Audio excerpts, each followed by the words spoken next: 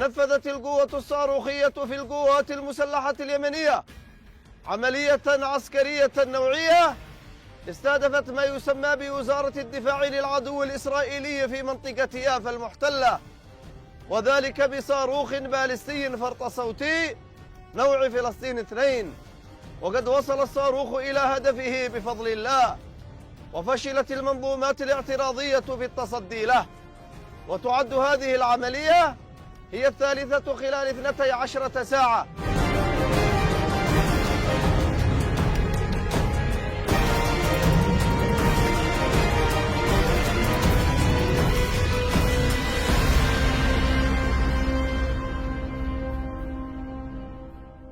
ونفذ سلاح الجو المسير عملية عسكرية نوعية استهدفت أهدافا حيوية تابعة للعدو الإسرائيلي في منطقة يافا المحتلة، وذلك ب4 طائرات مسيرة، وقد حققت العملية أهدافها بنجاح بفضل الله.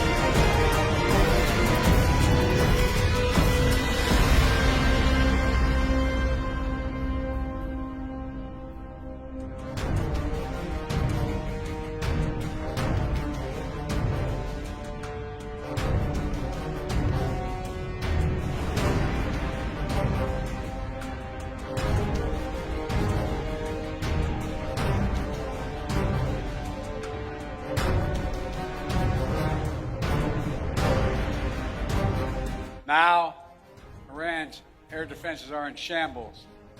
The main proxy, Hezbollah, is badly wounded.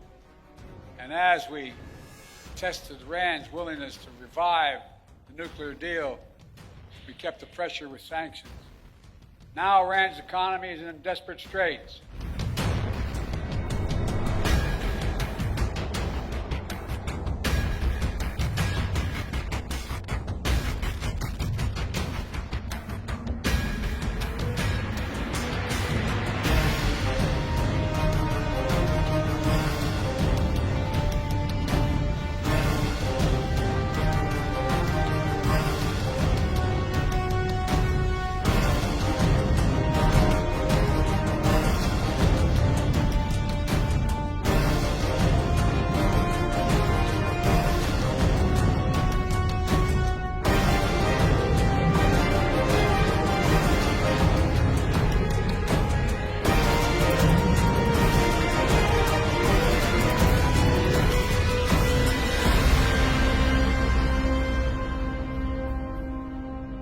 Take a look at Syria.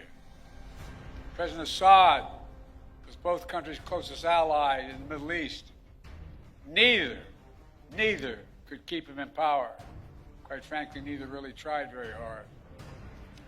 Now, I cannot claim credit for every factor that led to Iran and Russia growing weaker in the past 4 years. They did plenty of damage all by themselves. But Israel did plenty of damage to Iran and its proxies. But there's no question, our actions contributed significantly.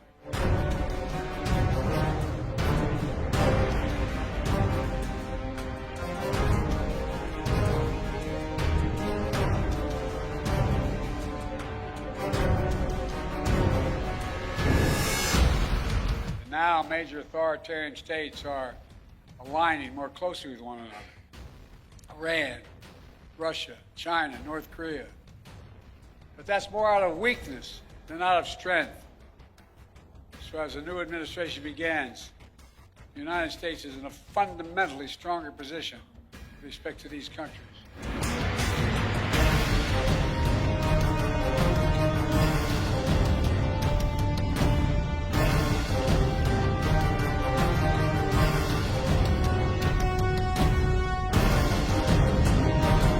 And now, look at Iran. Did you ever think we'd be where we are with Iran at this moment?